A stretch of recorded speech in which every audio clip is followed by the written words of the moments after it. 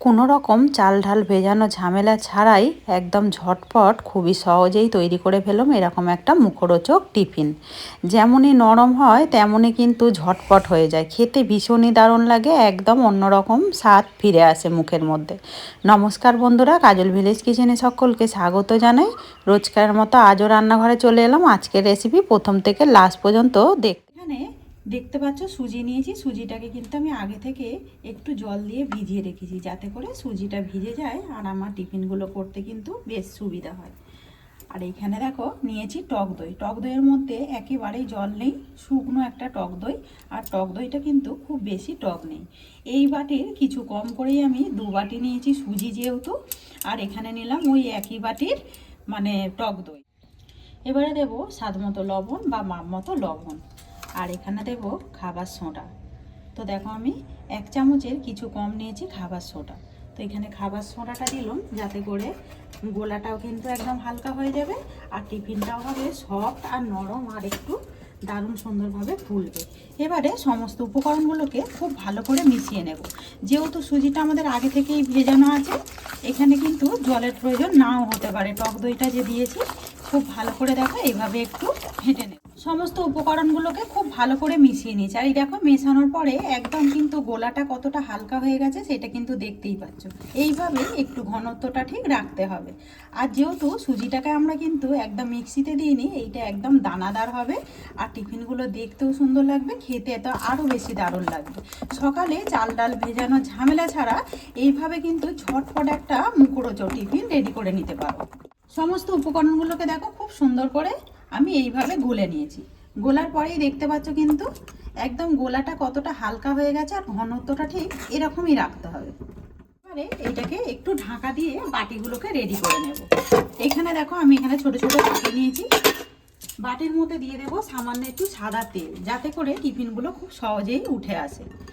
দিয়ে দিলাম সাদা তেল, ব্রাশ নেবো, খুব ভালো করে বাটির একটু সব দিকে এইভাবে একটু লাগিয়ে দেবো। তো বাটির মধ্যে আমি কিন্তু সাদা তেল দিয়ে দিয়েছি। এবারে গোলাটা নিয়ে নেব, বাটিগুলোকে একটু নিচে নামিয়ে দেবো।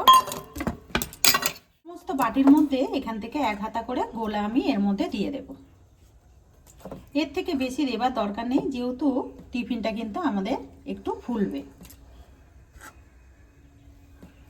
সমস্ত বাটির মধ্যে গোলা দিয়ে দিয়েছি, একটু ঝাঁকিয়ে দেবো আগে, যাতে করে বাতাসটা কিন্তু বেরিয়ে যায়। সমস্ত বাটিগুলোকে একটু ঝাঁকিয়ে নিয়েছি।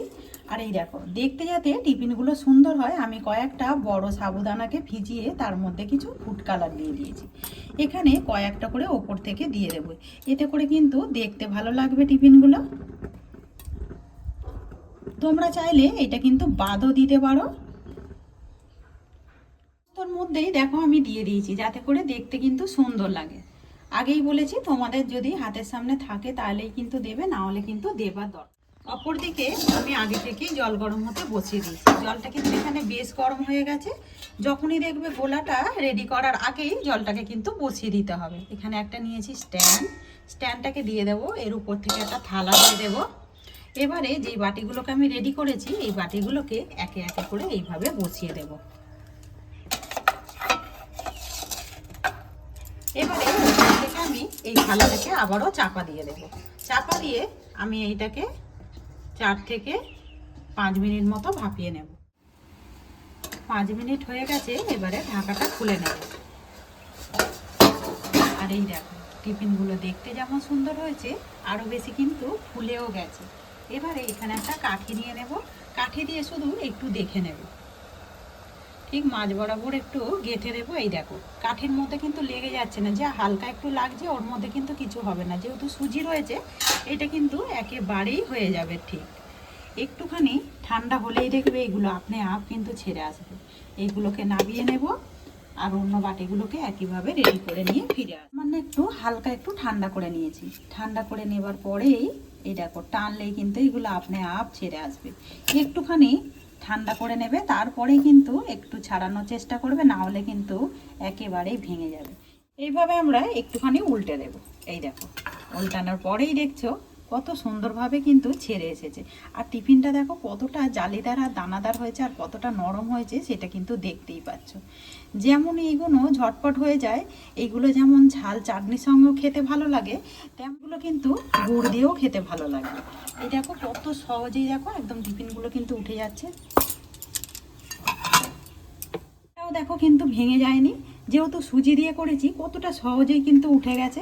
আর টিফিনগুলো কিন্তু একদম অসাধারণ দেখতে লাগছে, দেখতেও সুন্দর লাগছে, খেতে কিন্তু আরও বেশি দারুণ লাগে। সমস্ত টিফিনগুলোকেই রেডি করে নিলাম। আর এই দেখো কতটা সুন্দর দেখতে হয়েছে। সমস্ত টিফিনগুলোকেই রেডি করে ফিরে এলাম। আর এই দেখো প্লেটের মধ্যে সাজানোর পর আরও বেশি কিন্তু দেখতে সুন্দর লাগছে। এইগুলো যেমনই সফট হয় তেমনই কিন্তু নরম হয়। দেখো একটাও কিন্তু ভেঙে যায়নি, একদম পারফেক্ট মতোই হয়েছে। খেতে যেমনই সুন্দর লাগে, এইগুলো যেমন ঝাল চাটনির সঙ্গে ভালো লাগে, তেমনই আবার এটা কিন্তু খেজুর গুড়ের সঙ্গে বেশ দারুণ লাগবে। তো আজকের এই টিফিনের রেসিপি আপনাদের কীরকম লাগলো অতি অবশ্যই কমেন্ট করে জানাবেন। যদি রেসিপিটি ভালো লেগে থাকে একটা লাইক করে দিয়ে এইভাবে আমার পাশে থাকবেন, আমাকে সাপোর্ট করবেন। আমার এরকম নিত্য নতুন রান্নার জন্য পাশে থাকা বেল আইকনটি প্রেস করবেন। সবাই ভালো থাকবেন, সুস্থ থাকবেন, ধন্যবাদ। আবারও কোনো নতুন রেসিপি নিয়ে ফিরে আসবো। আজকের মতো এই পর্যন্ত।